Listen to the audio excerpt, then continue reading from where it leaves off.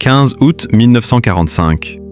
Ce jour-là, le monde entier sait que la guerre est finie. Les radios l'ont annoncé, les journaux l'ont imprimé. Dans les rues de New York, de Londres, de Paris, les gens pleurent de joie, s'embrassent, dansent sur les trottoirs.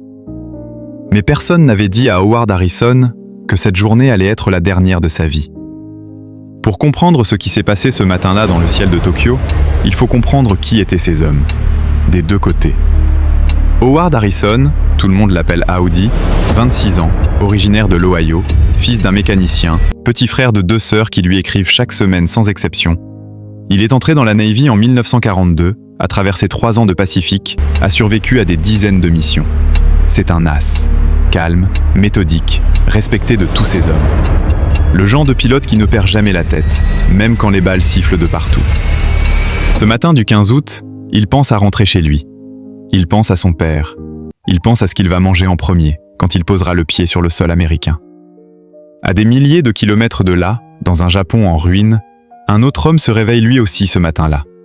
Utaka Moroka, lieutenant de l'aviation impériale japonaise, 29 ans, vétéran de la guerre du Pacifique depuis le premier jour. Il a perdu sa main droite lors d'un combat au-dessus de la mer de Corail, 2 ans plus tôt. Les médecins lui ont dit qu'il ne revolera plus jamais. Il a appris à voler avec une prothèse. Personne ne l'en a empêché. Ce matin du 15 août, il a entendu le message de l'empereur. La reddition, la capitulation, la fin. Et il a décidé de ne pas y croire. Il faut comprendre ce que représente la reddition. Pour un homme comme Moroka, au Japon impérial, l'honneur n'est pas un mot. C'est une loi, une religion, une raison de vivre et une raison de mourir.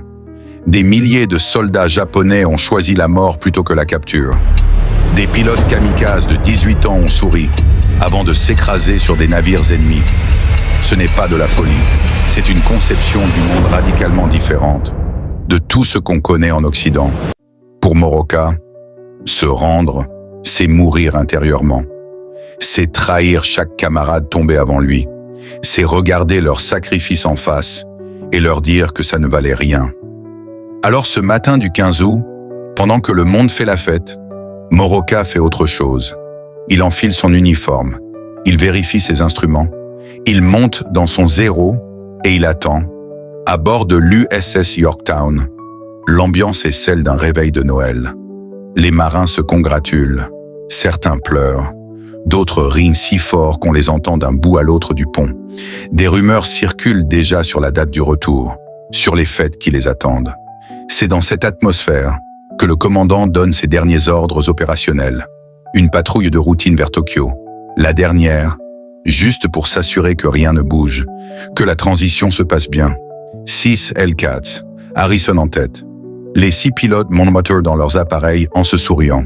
Ils échangent des blagues. Quelqu'un dit qu'il va faire un tonneau au-dessus de Tokyo pour célébrer. Harrison répond qu'il va lui coller une amende. Ils ne savent pas que 4 d'entre eux ne reviendront pas.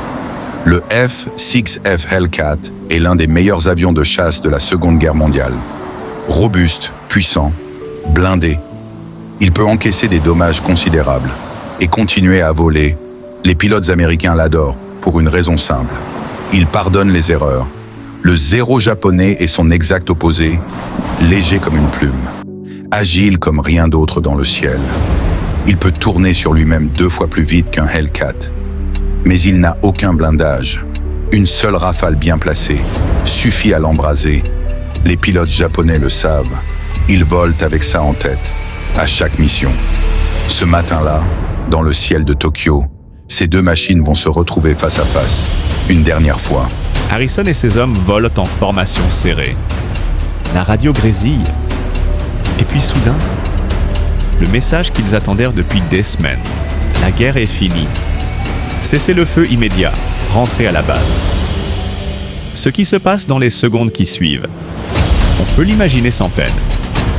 Des cris dans les casques, des whoops de victoire. Quelqu'un commence effectivement un tonneau. La formation se desserre. Les pilotes se permettent de souffler. Pour la première fois depuis des mois. C'est exactement ce moment que Moroka attendait. Ils arrivent des nuages. Vite, en piqué. Sans avertissement.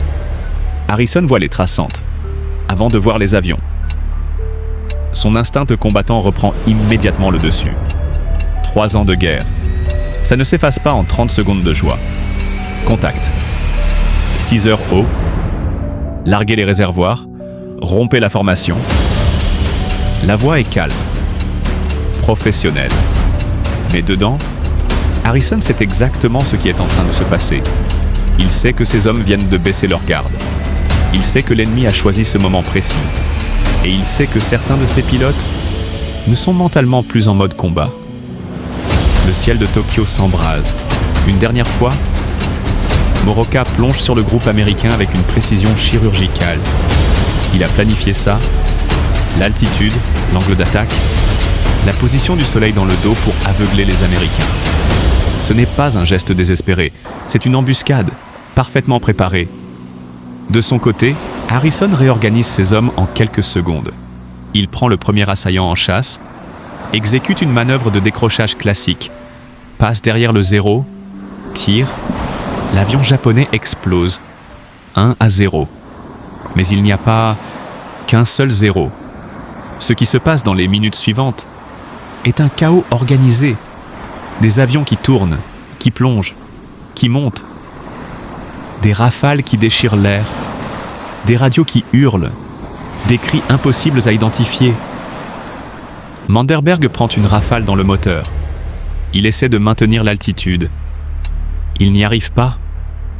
Son L4 touche l'eau à pleine vitesse. Personne ne le reverra. Satlouf s'éjecte à temps. Son parachute s'ouvre.